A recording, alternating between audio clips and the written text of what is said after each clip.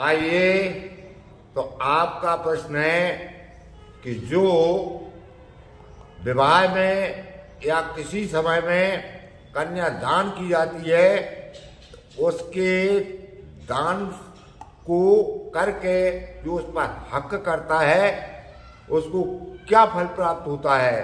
तो देखिए, जिसने कन्यादान कर दी उस पर कन्यादान करने वाले का कोई हक नहीं रहता है। उस कन्यादान के दिए में जो अपनी हकदारी समझता है या उस पर कुछ दबाव बनाता है, तो यमदूत उसको जितनी रोम है उतने वर्षों तक उसे नरक में डालते हैं।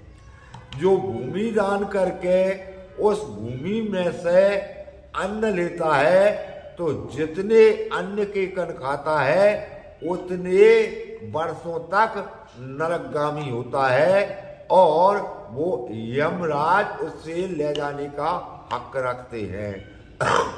और जो भी विद्या दान करता है उसको अंत में विद्या दान करने वाले को बहुत सुंदर स्वरूपवान होकर जन्म लेना पड़ता है। वो स्वरूप ज्ञानवान होता है जो विद्या दान करता है। लेकिन कन्यादान, भूमिदान और अन्नदान जो करके उसका हक खाता है, तो जितनी दाने खाता है उतने वर्षों तक वह नरक में निवास करता है। ये दान का और जो कहकर बदल जाता है उसके लिए कुकर सुकर की योनि प्राप्त होती है। जैसे किसी के विवाह है और किसी ने कह दिया कि चलो मैं आपको पैसा दे दूंगा, और फिर ना दिए तो जितना उस विवाह में धन खर्च हुआ है उतने वर्षों तक उसको नरक में रहना पड़ता है। उसका विवाह तो हो ही जाएगा। जिस किसी ने दान कर दिया उस दान पे हक करने वाले को कठोर से कठोर यातनाएं यमदूत देते हैं। इसीलिए दान सोच समझ के करना चाहिए।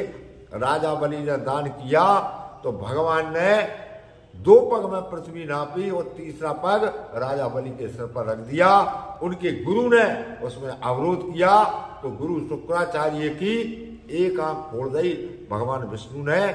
जो भी दान किया जाता है वो है, और उसका पालन करने वाले को यानी मोक्ष से भी बड़ा पुण्य प्राप्त होता है। सात स्वर्ग अपवर्ग सुख धैर्य तुलायक अंग। स्वर्ग के सुख से भी एक और बड़ा सुख है अपवर्ग सुख, उससे भी बढ़कर वैकुंठ से भी बढ़कर उसको मुक्त हो जाता है। जो अन्नदान, भूमिदान, कन्यादान करते हैं और जो कहकर कभी बदलते नहीं है, उनके लिए ये यहाँ की संपत्ति एक तनुका के समान दिखती है। अरबों वर्षों तक भगवान की आत्मा में लीन होकर के मोक्षवत प्राप्त करता है।